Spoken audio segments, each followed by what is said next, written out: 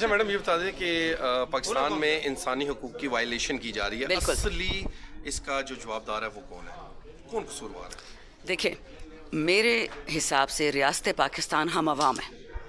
جو بندہ ٹیکس دیتا ہے، جو پاکستان کو کھلاتا پلاتا ہے، وہ ریاست پاکستان ہے. اب ہمیں اٹھا کون رہا ہے؟ Good question. اس سے فائدہ کس کو ہے؟ جب لا اینڈ آرڈر پاکستان میں خراب ہوگا کس کو فائدہ ہے؟ اسرائیل کو، انڈیا کو.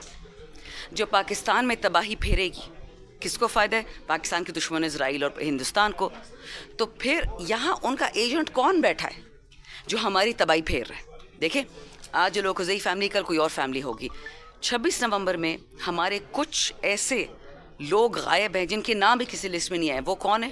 کے پی سے جو ریلیجس ایتھنک مائنورٹیز ہیں یعنی کرسچنز اور ہندوز، ان کی نام ہی نہیں ہے.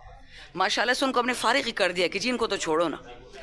جو بھی یہ لگا ہوا ہے اٹھانے میں، اٹھوانے میں، مروانے میں، یہ شیعہ سنی تنازع کروانے میں، یہ پنجاب پٹھان کرانے میں، یہ سندھی بلوچی میں، وہ چاہتے ہیں کہ خدا نخواستہ پاکستان کی جڑی ماری جائیں.